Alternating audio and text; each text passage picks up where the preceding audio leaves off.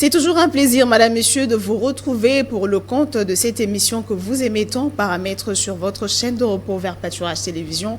Alors, nous sommes très heureux, comme d'habitude, aujourd'hui, très heureux. Et aujourd'hui, nous vous signalons que nous sommes du côté de la territoriale. Mais le thème de cette émission et l'invité vous sera tout de suite présenté par Nico Kassanda, qui est juste à mes côtés, que je salue. Nico, bonjour. Bonjour, Eline Cambidio. Comment ça va? Très bien. Ça se passe très bien. En tout cas, ça se passe très bien. L'année 2023, très bien. Oh, l'année a très bien commencé, surtout que nous sommes du bon côté, du côté de Jésus-Christ. Voilà. Alors, qu'est-ce que Paramètre réserve aujourd'hui pour ces téléspectateurs? Alors aujourd'hui, spécialement, nous allons nous appesantir sur un thème que beaucoup ignorent. Il s'agit de la territoriale. C'est quoi la territoriale? Comment fonctionne la territoriale en République démocratique du Congo, mais aussi les animateurs qui pilotent au fait cette structure de l'État congolais. Et pour en parler aujourd'hui, nous avons un invité spécial qui a la maîtrise de la matière, je signale. Évidemment, il s'agit de, j'aime bien l'appeler pasteur. Il s'agit du pasteur David Delors Louyeye, qui est syndicaliste et président de l'Union des agents et cadres de la territoriale, en même temps président de l'Union des fonctionnaires et agents de carrière de l'administration publique. Voilà, plusieurs casquettes en une seule personne. Maître David, nous sommes très heureux de vous retrouver aujourd'hui. On vous dit déjà bonjour. Bonjour, madame et messieurs les journalistes. Comment allez-vous? Vraiment, je vais très bien, grâce à Dieu, et tout va bien. Alors, il faut aussi qu'on l'appelle pasteur, hein? Ah, il n'y a pas de problème. On le signale. Ok, il n'y a pas de problème. On l'appellera pasteur le jour où on l'appellera pour nous parler, par exemple, de choses des dieux et tout ça. Alors, Maître David, comme Nicolas l'a dit, beaucoup ignorent qu'est-ce que c'est la territoriale. En quelques mots, on aimerait savoir avant d'avancer dans cette émission. En fait, la territoriale, c'est l'administration du territoire, mais également la gestion et l'encadrement des entités territoriales décentralisées qui émanent du ministère de l'Intérieur et Sécurité, et conformément aussi au texte qui le régissent, parce que nous avons aussi l'ordonnance présidentielle qui fixe les attributions de chaque ministère. Alors la territoriale fait partie du ministère de l'Intérieur. Donc, et d'autant plus que le ministère de l'Intérieur, c'est le plus premier ministère qui a été créé même avant la naissance de Jésus-Christ, parce que Jésus-Christ a été recensé. Pour le recensement, c'est fait partie de la territoriale. Donc voilà en fait la bénédiction que nous avons d'être membres et territorial des carrières pour défendre les intérêts de la territoriale. Maintenant, comme l'impression que ce ministère est un peu négligé par rapport à d'autres ministères qu'on a dans notre pays. Je peux dire que le ministère, comme vous venez de le dire, c'est un ministère négligé parce que la gestion de la territoriale n'est pas facile, il faut les comprendre. Et si on les comprend mal, c'est déjà mal parti et vous ne saurez pas le gérer. Voilà. Et qu'en est-il de son fonctionnement? En tout cas, la territoriale fonctionne conformément à ces textes. Et vous savez, d'autant plus que nous sommes en voie de l'effectivité de la décentralisation.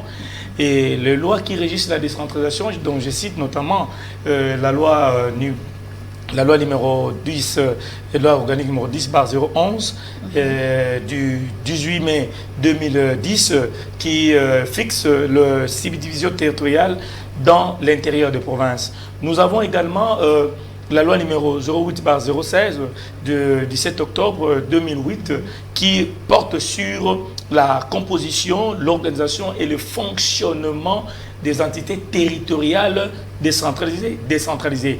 Et non seulement ça, il y a aussi la loi portant organisation territoriale et administrative de la République démocratique du Congo, à l'occurrence de la loi numéro 081 de 2 juillet 1998, qui a été initiée par le professeur Vundwa Otepemako, que j'ai salué en passant par rapport à cette expérience qu'il nous a accordée dans cette territoriale que nous sommes en train aujourd'hui de défendre. Voilà. Et est-ce que vous fonctionnez librement? Il n'y a pas quelqu'un qui vous impulse quelque part, vous dicte de loi contrairement aux textes qui régissent, bien évidemment? Je peux dire que ce qui dicte les lois contraires, c'est la politique. Parce qu'aujourd'hui, la territoriale est politisée, raison pour laquelle vous allez constater qu'à tous les niveaux, les gens ne parlent que beaucoup plus de la politique. Alors que la territoriale, c'est ça l'administration, c'est la territoriale, c'est une gestion de manière approximative avec la population. C'est ça en fait la décentralisation. Parce que quand nous parlons des entités territoriales décentralisées, nous voyons la gestion et rapprocher le dirigeant de ses dirigés, rapprocher le gouvernant de ses gouvernés. Donc voilà en fait les difficultés que nous avons parce que la politique aujourd'hui a pris le devant sur l'administration et rien ne marche et il y a violation intempestive. Si je peux dire aussi, aujourd'hui on a enceinté, pour ne pas dire violé, on a enceinté, même engrossé les textes. Alors nous allons faire de notre mieux pour faire évaluer un peu l'administration publique territoriale au niveau des NTD. Voilà. Alors, avant d'aller dans les entités territoriales décentralisées, revenons d'abord sur ces concepts-là territoriales en lui-même. Quels sont les services qui sont au sein, que l'on retrouve au sein même de la territoriale? Vous savez, les services, si je voulais parler des services, je dois là profiter de l'occasion pour parler d'abord des circonscriptions territoriales. Dans les circonscriptions territoriales, nous avons les provinces, nous avons le ville, nous avons le territoire, nous avons les chefferies, nous avons le village, nous avons le quartier. Tout ça fait partie des circonscriptions territoriales.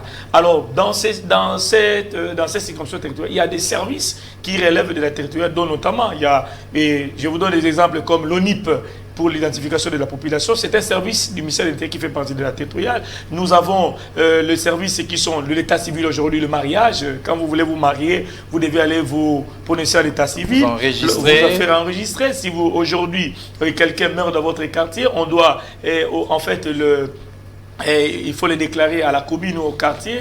Tout ça, le service de population, nous avons les contentieux. En tout cas, la territoriale et même les agents que vous voyez, le préposé des cimetières, le fossoyeur, font partie de la territoriale. Et la territoriale, c'est un grand méga ministère et une très grande structure qui regorge un très bon nombre des agents qui doivent, en tout cas, les animer, mais également des agents de carrière. Parce que là, j'aimerais aussi profiter pour vous dire qu'il y a la différence parce que la territoriale a deux types. Nous avons la territoriale assise et nous avons la territoriale debout. La territoriale assise, c'est pour ceux qui sont fonctionnaires de l'État parce qu'il y a une différence entre un fonctionnaire et un agent public de l'État. Alors, tous ceux qui font la politique ne sont pas fonctionnaires et ils font peut-être la territoriale debout, comme les gouverneurs de province font partie de la territoriale debout, comme les bourgmestres, si aujourd'hui il y aura les élections municipales, font partie de la territoriale debout parce que ce sont des autorités politico-administratives. Nous voyons également des administrateurs des territoires, le maire de ville, mais quand nous parlons de la territoriale assise, nous voyons le fonctionnaire habilité. Je donne un exemple, nous voyons ceux qui gèrent les administrations provinciales, qu'on appelait à l'époque du Zaïre le directeur des régions, qu'on appelait aussi directeur de province, mais également des secrétaires provinciaux aujourd'hui, conformément aux lois qui régissent le statut des agents de carrière des services publics de l'État. Donc voilà un peu l'importance et la grandeur. Président David, vous allez un peu très vite. Il y a des téléspectateurs qui nous suivent attentivement et religieusement. Et donc là, vous êtes en train de parler des autorités chargées de la territoriale. Exactement. Je voudrais que vous puissiez aller un peu lentement pour bien expliquer, parce que là, vous avez survolé. Exactement. Donc, vous pouvez aller, vous pouvez expliquer une après une autorité. Donc, vous avez parlé de bourgmestre. Je parle des bourgmestres, je parle des gouverneurs. Parce que quand je parlais des circonscriptions, nous avons parlé des provinces, nous avons parlé des villes. Donc, au niveau de provinces, nous avons des gouverneurs. Mais bien évidemment, aujourd'hui, ils sont déjà élus parce qu'il y a des élections provinciales qui ont été déjà organisées pour le cadre de gouvernorat. Mais aujourd'hui, la loi portant organisation territoriale est exécutoire par rapport à certains animateurs de la territoire qui ne sont pas encore élus, bien notamment le maire de ville, également aussi le bourgmestre, parce qu'ils doivent être élus. Mais d'autant plus qu'ils ne sont pas encore élus, ils sont régis et gérés conformément à la loi numéro 081 portant organisation territoriale et administrative de la République démocratique du Congo. Alors, le fait que vous avez dit qu'ils sont élus, bien sûr. C'est la loi. La loi qui organise cette matière prévoit que les bourgmestres doivent être élus. Mais ce n'est pas ce qu'on voit sur le champ. Ce n'est pas ce qu'on... C'est pas ça. Bon, en fait, si je Parce que là, ils ont été plutôt nommés. Si je pouvais éclairer votre lanterne, je pouvais dire que la loi portant organisation territoriale a prévu un mécanisme. Que si aujourd'hui il n'y a pas encore eu les élections au niveau de la territoriale, alors les autorités chargées des circonscriptions territoriales doivent être nommées par le président de la République, sur proposition du ministre ayant les affaires intérieures dans ses attributions.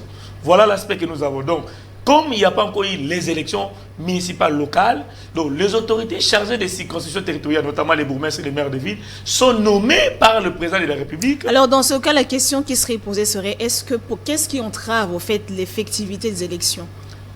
Ça, c'est, je pense que nous allons vers la politique, mais ce qui entrave un peu, je peux dire, c'est la mauvaise volonté.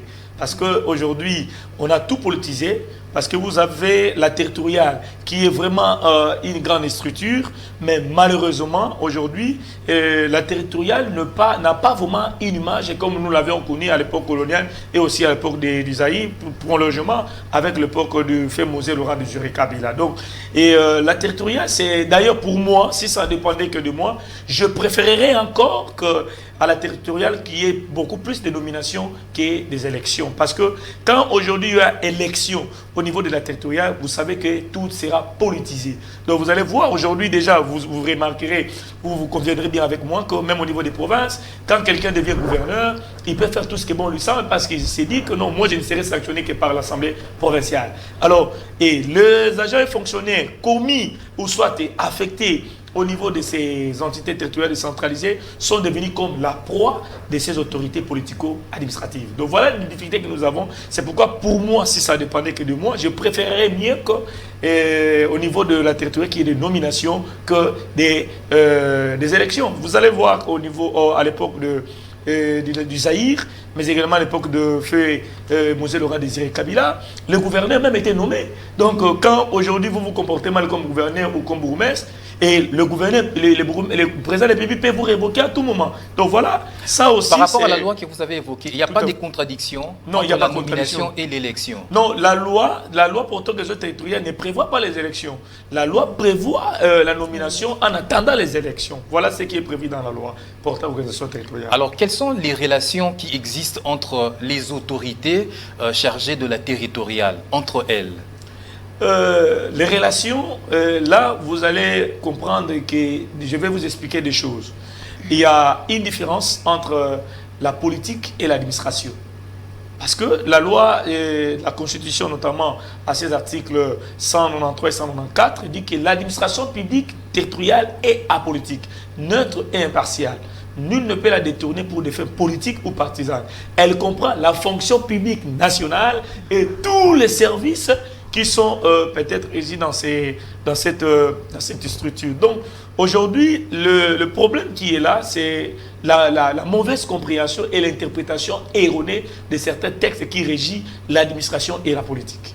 Et qu'est-ce que vous faites justement pour réguler cette situation-là? Vous êtes président du syndicat. Vous savez, nous en tant que syndicalistes, nous avons ce qu'on appelle les dénonciations. Il y a aussi les partenariats. Quand il y a de telles choses, nous écrivons, nous sollicitons aussi beaucoup plus les autorités à pouvoir mettre en place un mécanisme pour pouvoir corroborer cette collaboration de la politique à l'administration. Mais malheureusement, et je pense que cela n'est pas jusqu'aujourd'hui été respecté et parfois nous sommes marginalisés, sabotés même, voire même, donc on ne sait plus y faire, on est neutralisé parce que vous savez, les fonctionnaires n'ont pas les moyens. Et je vous donne un exemple aujourd'hui, les bourgmestres qui sont nommés là, vous allez voir que tous les bourgmestres qui sont nommés n'ont jamais été payés, ils ne sont pas payés. Les bourgmestres, on ne les paye pas, tels qu'ils sont là. Donc les bourgmestres créent même certaines taxes pour survivre parce qu'ils ne sont pas payés. Ils ne reçoivent ni prime, des taxes ni illégales. Bon, il y a des taxes légales, mais il y a aussi des fausses taxes qu'eux-mêmes créent parce qu'ils sont dépourvus de tous les moyens vitaux. Et je vous dis que quand aujourd'hui... Et à qui incombe la responsabilité de toutes ces choses? Je parle de l'État. Et l'État a failli à ses obligations. L'État a failli à ses obligations. Parce que la loi portant organisation territoriale, d'ailleurs, si vous regardez dans cette loi, à son article 1er et 3, on dit quand ils seront nommés, ils doivent être de préférence les agents du ministère de l'Intérieur. On suppose qu'ils ont un numéro matricule de la fonction publique nationale. Et lorsqu'on les nomme, d'autant plus qu'ils sont fonctionnaires, alors la fonction publique les reconnaît, il l'accorde les primes et les salaires. À ce moment-là, ils vont fonctionner sans problème. Mais lorsque vous prenez quelqu'un qui n'est pas fonctionnaire, une personne qui n'est pas agent de l'administration de la fonction publique nationale, vous le mettez pour gérer la territoriale. Cette personne n'a même pas d'expérience sur la territoriale. Quand il arrive, il n'est pas payé. Qu'est-ce qu'il va faire? Là, il devient voleur. Donc à ce moment-là, l'État est en train de former les voleurs que des hommes intègres. Voilà les difficultés que nous avons. Alors, y a-t-il une mission spécifique reconnue à ces autorités territoriales? La mission spécifique, c'est la gestion de la population. Parce que la territoriale, c'est les rapprochements, c'est la proximité avec la population. Donc la mission des autorités chargées des circonscriptions territoriales, c'est l'encadrement des services et aussi la population. C'est ça la mission des autorités chargées des circonscriptions territoriales. Est-ce que sur le terrain, cela est d'application? En tout cas, je dirais que non. Parce que vous êtes un homme de terrain, vous êtes syndicaliste, vous êtes en relation directe avec les autorités, mais aussi avec la population. Donc, vous êtes à cheval entre les deux. Je vais vous dire que non, bien évidemment non, parce que il y a des difficultés que nous sommes en train d'éprouver. Vous allez remarquer même des chefs de quartier. Vous savez, les chefs de quartier sont aussi l'un des autorités chargées des circonscriptions territoriales. Parce que les quartiers, c'est aussi une circonscription territoriale. Mais imaginez-vous que dans un quartier, le chef de quartier n'a pas les moyens pour fonctionner. Alors aujourd'hui, il peut même se permettre, parce que aujourd'hui, quand j'entends souvent parler des rebelles entrer dans notre pays, souvent moi je m'inquiète et ça me dérange d'ailleurs, parce que je me dis comment l'État peut se plaindre qu'il y a des rebelles. Et si vous regardez dans tous les pays du monde entier, puis particulièrement en Afrique, ce n'est qu'en RDC qu'on parle des rebelles. Et dans d'autres États, en tout cas, il n'y a pas vraiment cette... il n'y a pas vraiment de l'ampleur sur les rébellions. Mais chez nous, c'est beaucoup plus fréquent et les rebelles sont plus fréquents ici chez nous parce que les autorités chargées des circonscriptions territoriales, tellement ils n'ont pas de moyens pour fonctionner, raison pour laquelle ils ne seront pas travaillés pour la simple fait que aujourd'hui vous allez remarquer dans tous les quartiers aujourd'hui, vous remarquerez, vous confirmerez avec moi, dans d'autres pays, si aujourd'hui vous voulez faire un déplacement ou un déménagement d'un quartier à l'autre, vous devez déclarer votre déménagement. Mais chez nous, ça ne se fait pas. Quelqu'un peut quitter Lingouala pour aller à Matadi habiter, quelqu'un peut quitter ici pour aller ailleurs sans être déclaré. C'est une difficulté. Comment ça se passe? Est-ce que c'est... Comment on va dire ça? Et à qui on va attribuer la faute? Est-ce qu'il y a une réglementation par rapport à ça? Voilà. Les textes sont là. Dans notre pays, nous avons des textes. En tout cas, c'est la première fois que j'entends parler. Hein. En tout cas, dans notre vous pays... quittez, vous voulez déménager. J'habite Bandalungwa et je veux m'installer à Gombe. Je dois déclarer mon déménagement.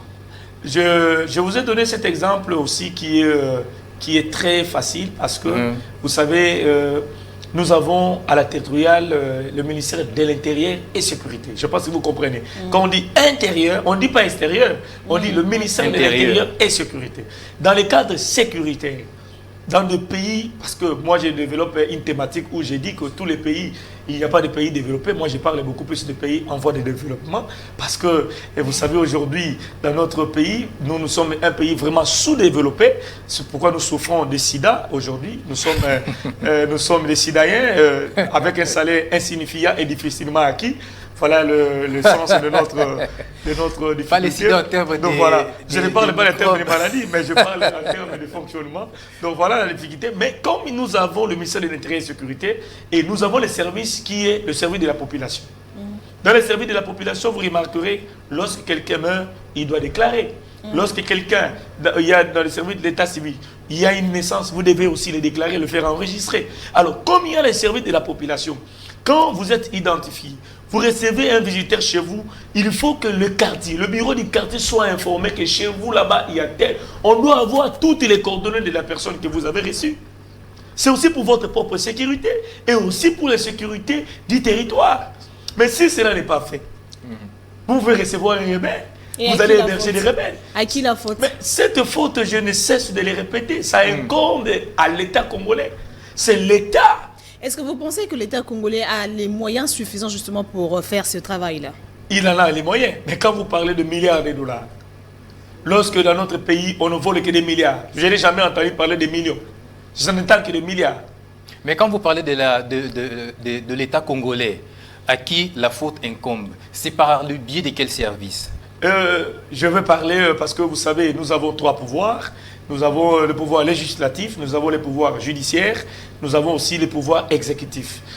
Si aujourd'hui j'ai donné seulement tort au pouvoir exécutif, je vous dirais aussi que le Parlement aussi peut avoir tort, parce que le Parlement qui vote les lois, le Parlement qui réglemente tout, le Parlement, nous avons des élus au niveau du Parlement. Alors, ces élus aussi doivent faire leur travail. Nous avons aussi la justice qui doit faire son travail. Donc, je dois parler généralement de toutes les autorités qui représentent l'État. Voilà ce que je peux dire. En commençant par le sommet jusqu'au plus bas. Alors, au vu de tout ce que vous avez dit, est-ce qu'aujourd'hui on peut dire que le bilan du territorial pendant ces 5 années, nous allons vers les élections, est-ce que le bilan est positif? Est-ce que vous avez quand même pu faire quelques pas en avant? En tout cas, parler du positif à la territoriale, c'est mentir. Toute personne qui le dirait, moi je dirais qu'il a menti. Parce que l'administration de notre pays va mal.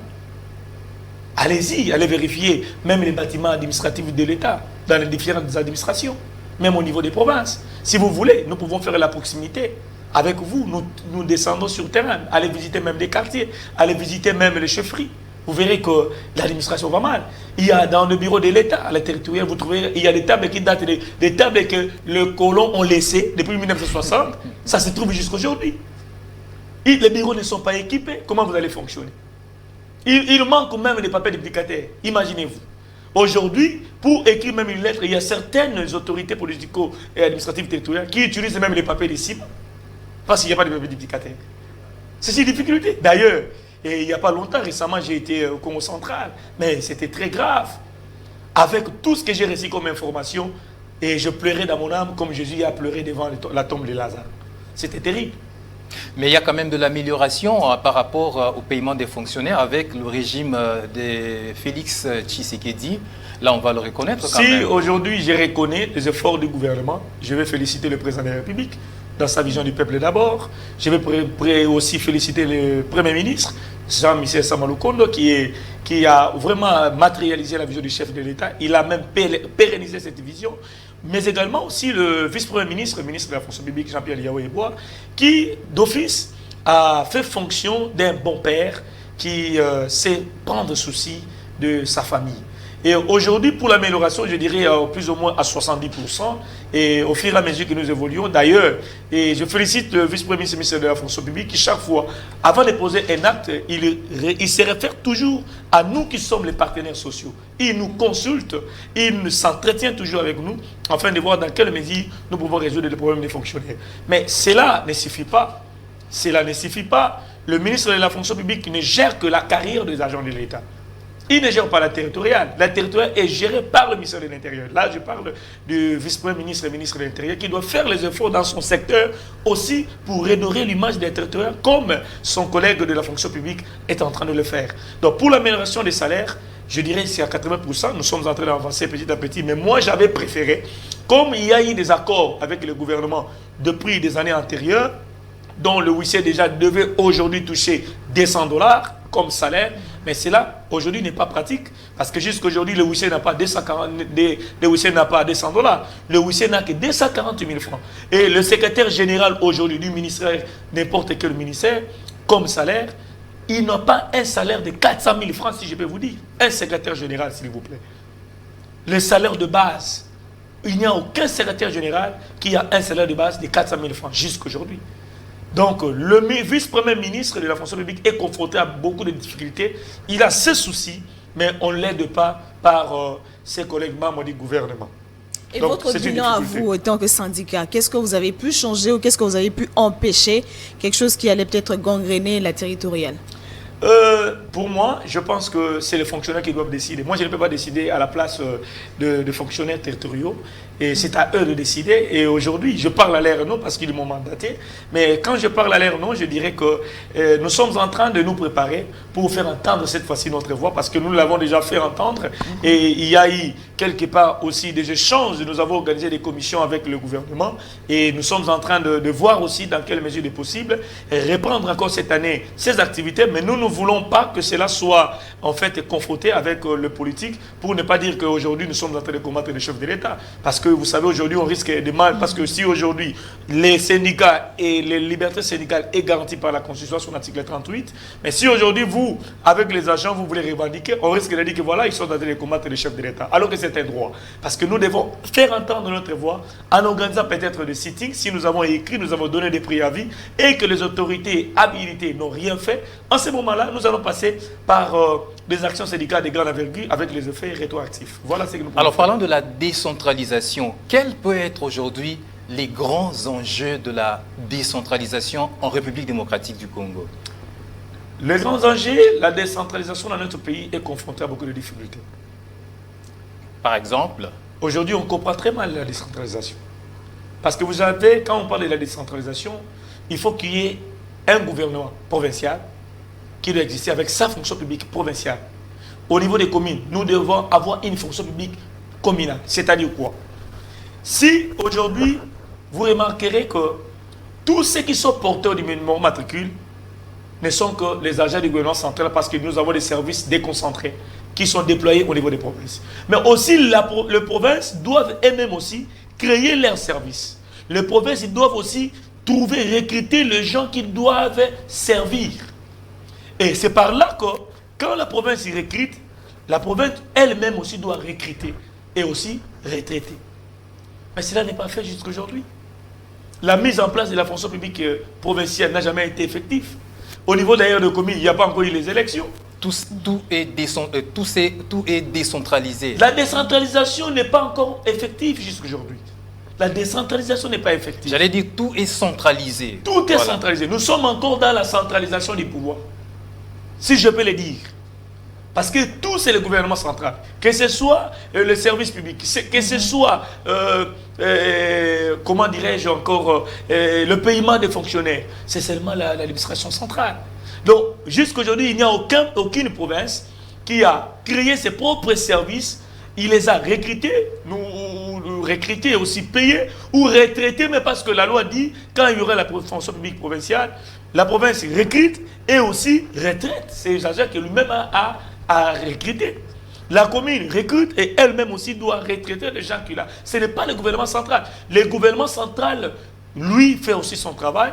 Parce que les services décentralisés doivent être là, mais le gouvernement central a ces services qu'on appelle les services déconcentrés. C'est-à-dire ceux qui sont portés numéro matricule du gouvernement central, qui sont affectés en province, déployés en province. Et ils sont pris en charge par le gouvernement central.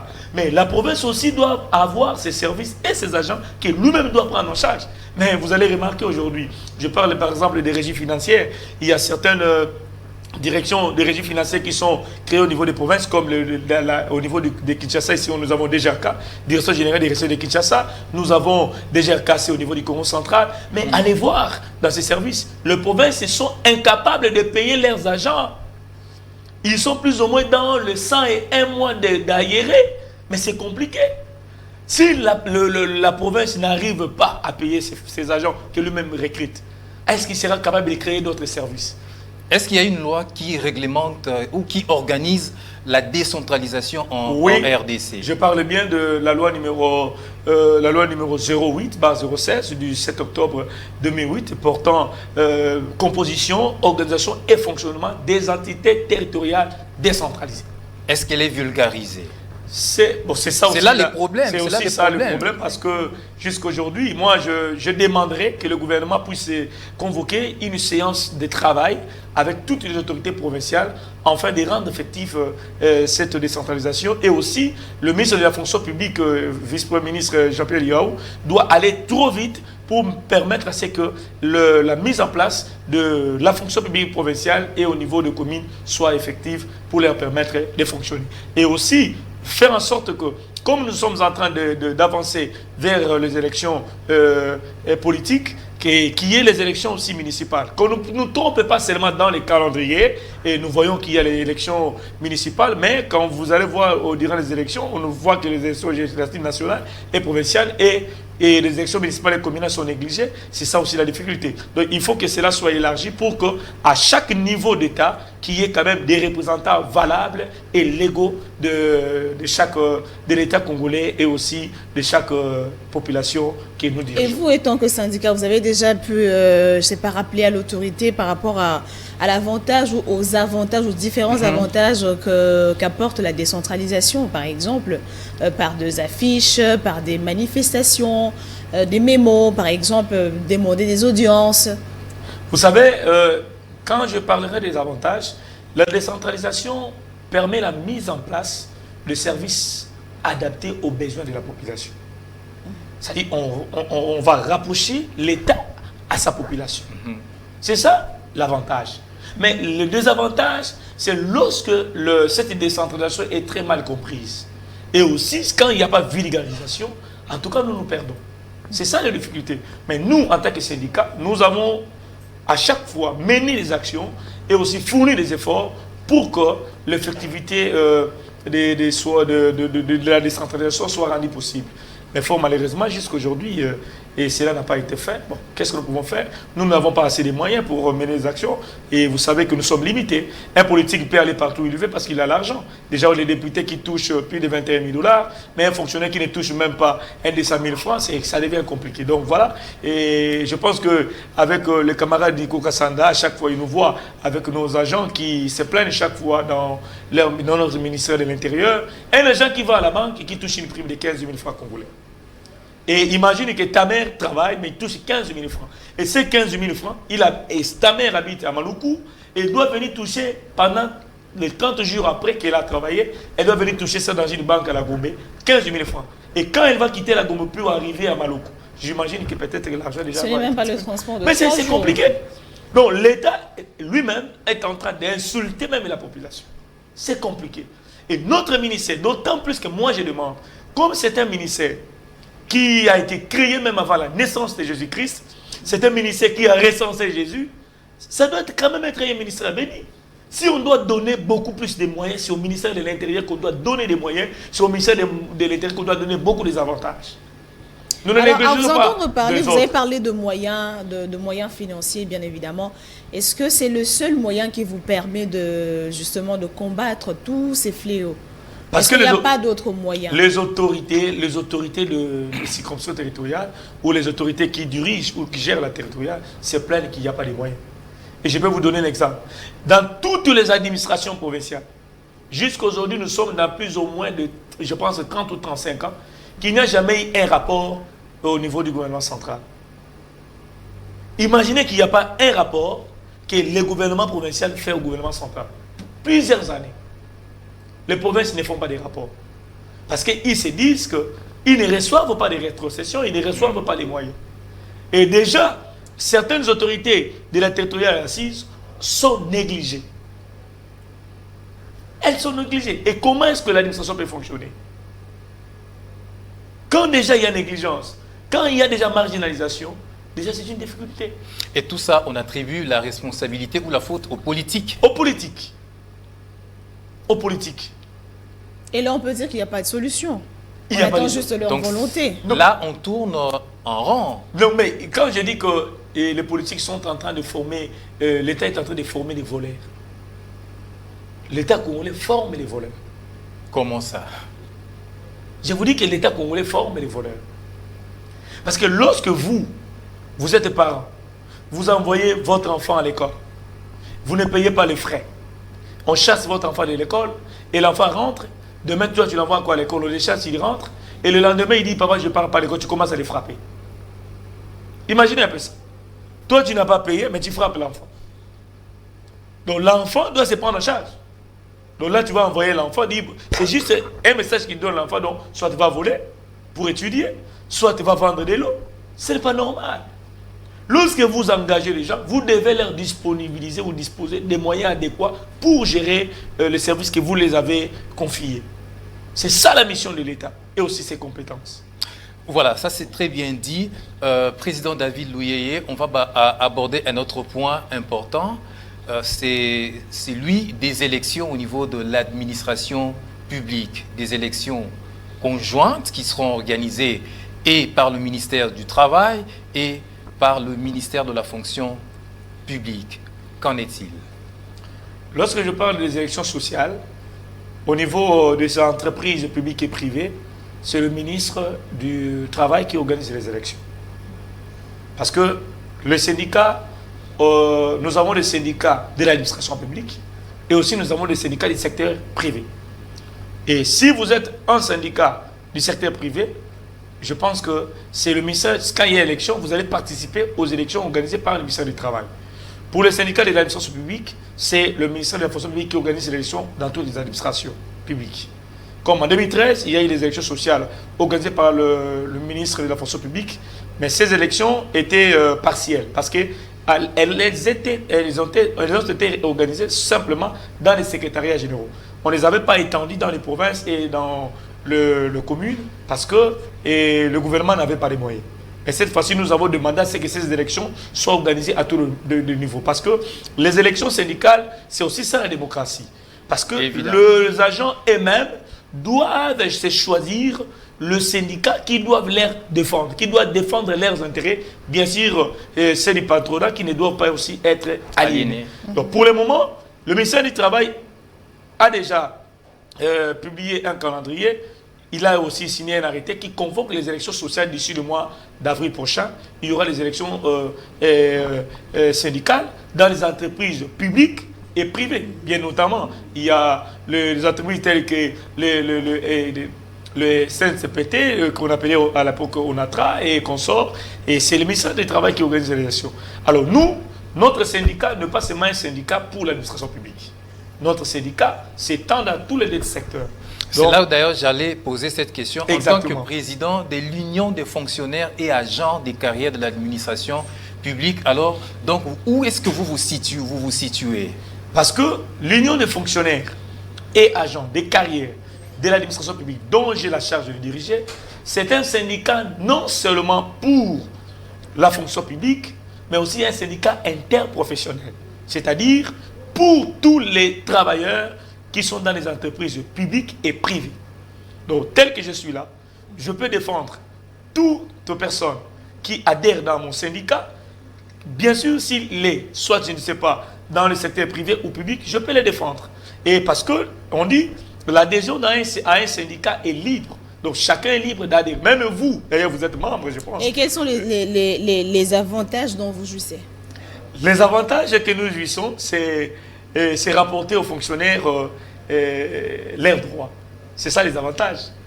Lorsque je défends, défendre leurs droits. Quand je défends les droits des agents, comme maintenant, la fois dernière, je pense en 2021, nous sommes allés à Bibois, nous avons rapporté les avantages pour les fonctionnaires, c'est aussi pour nous. C'est ça les avantages.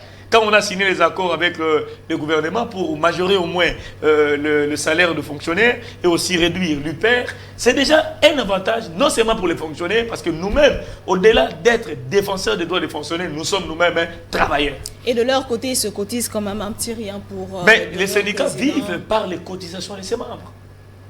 D'ailleurs, moi, je vous invite, comme les camarades Nico Kassanda, qui est membre du syndicat. Se cotiser pour vous. Mais vous devez cotiser parce que le syndicat doit vous défendre. Les syndicats doivent vivre. Les syndicats doivent vivre. Parce que comme je suis venu, par exemple, ici, je passe une émission. Je passe après l'émission, je peux quand même vous donner des lots. Ça, c'est les droits du syndicat. Les syndicats, si le syndicat ne cotise pas, je peux aller quelque part, je dois me déplacer, je dois aller peut-être à mission, comme la fois passée, je suis allé au Congo central. C'était dans une, ce que nous appelons, dans une proximité syndicale. Et ça, c'est le syndicat qui doit me prendre en charge. Alors, comment vous vous préparez par rapport à cette structure-là que vous appelez UFACAP? IFACAP. IFACAP. Bien sûr. Okay. Nous sommes en train de nous préparer pour les élections. Et comme il y a les élections qui se pointent à l'horizon d'ici le mois d'avril, qui sera organisées par le ministère du Travail, parce que la fonction publique n'a pas encore donné sa position par rapport à ceux qui sont dans l'administration publique, nous, comme nous sommes dans les deux secteurs, nous sommes prêts à affronter ces élections syndicales dans les entreprises publiques. Donc, nous avons nos membres qui vont renouveler leur confiance en nous pour nous voter et aussi les défendre dans les jours prochains. Et nous n'avons pas peur et nous sommes là pour défendre les droits. Je pense que vous aussi, comme dans notre chaîne Vert Pâtirage, je vous salue tous Et j'aimerais aussi que vous fassiez partie de notre plateforme syndicale pour vous permettre de vous défendre devant l'employeur. Parce que le syndicat est là pour vous défendre. C'est un pont pour vous. Il y a certaines questions que vous serez peut-être gêné de les dire à votre employeur, mais nous, en tant que vos représentants, nous pouvons les dire pour leur permettre de pousser à mieux travailler et à vous gérer dans des conditions qui sont vraiment, qui reviennent bien et aussi dans les actes séquents qui sont réunis. Voilà. Maître David, nous allons déjà chuter. On nous signale qu'on a consommé plus de minutes que d'habitude. Est-ce que vous avez un mot à dire par rapport à tout ce qu'on vient de dire ici? Le mot à dire, toute la première, je vous félicite parce que je suis trop de chaînes de télévision, mais on ne voit pas où on parle de l'administration. On ne parle que de la politique, de la candidature. Bien sûr que nous sommes candidats depuis cette année. Vous avez annoncé votre candidature aux prochaines élections législatives. Je dois défendre les agents. Je dois aller dans les centres de décision. Parce qu'aujourd'hui, parce qu'il y a des politiques, on ne vote que des lois qui sont en faveur de la politique. Alors nous sommes de l'administration, nous devons aussi prendre part. Imaginez que si au Parlement aujourd'hui, comme on a 500 sièges, si on pouvait avoir même 200 sièges, dont les députés sont des fonctionnaires. Je pense que la fonction publique va gagner beaucoup de choses. Voilà, donc voilà pour moi. Ouais, je vous félicite et je félicite aussi tous ceux qui nous suivent, qui ont disposé de leur temps pour pouvoir nous suivre et que Dieu vous bénisse. C'était un plaisir de vous avoir sur ce plateau, Nico. Un grand, réel plaisir. Alors, c'était un plaisir de vous avoir sur ce plateau, maître. Et à vous, chers téléspectateurs, nous disons merci de votre fidélité, votre attention soutenue à cette émission. On vous dit au revoir et au prochain numéro. Bye bye.